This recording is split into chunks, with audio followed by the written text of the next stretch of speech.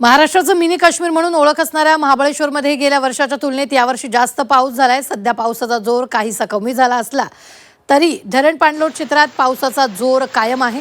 या महाबळेश्वरच्या पावसाचा आणि इथल्या आल्हाददायक वातावरणाचा आनंद घेण्यासाठी पर्यटक महाबळेश्वरमध्ये येत आहेत। महाबळेश्वरमधील प्रसिद्ध पॉइंट्स आणि वेण्णा लेक तलाव येथील बोटिंग पावसामुळे सध्या बंद असली तरी दाट धुकं, रिमझिम पाऊस, छोटे मोठे धबधबे आणि हिरव्यागार निसर्गाचा आनंद घेण्यासाठी पर्यटक गर्दी करत आहेत। महाबळेश्वर येथील वेण्णा लेक परिसरातून याचा आढावा घेतला आमचे प्रतिनिधी तुषार तपासे यांनी।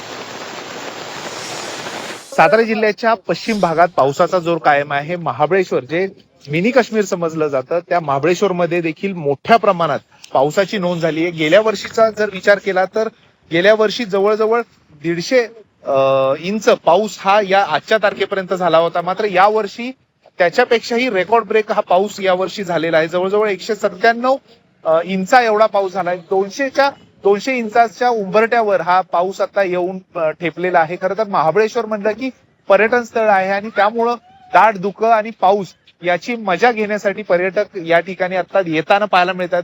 मात्र इथले पर्यटन स्थळाचे जे पॉइंट्स आहेत ते मात्र बंद आहेत, त्यामुळं कुठेतरी नाराजी देखील पर्यटकांमध्ये आहे। खरं तर वेण्णा लेक असेल त्याचबरोबर इतर जी ठिकाणं आहेत ही बंद आहेत। मात्र या ठिकाणी येऊन पर्यटक फोटो सेशन करतायत, मजा घेतायत। या इथला निसर्ग आहे त्याचबरोबर इथला जो क्लायमेट आहे त्याची मजा घेतायत। मात्र असं असलं तरी पावसाचा जोर हा वाढतानाच पाहायला मिळतोय, त्यामुळे पर्यटक पावसाळी पर्यटनाचा आनंद घेण्यासाठी या ठिकाणी मोठ्या प्रमाणात अजून देखील येताना आपल्याला पाहायला मिळतात। तुषार तपासे, झी मीडिया, महाबळेश्वर, सातारा।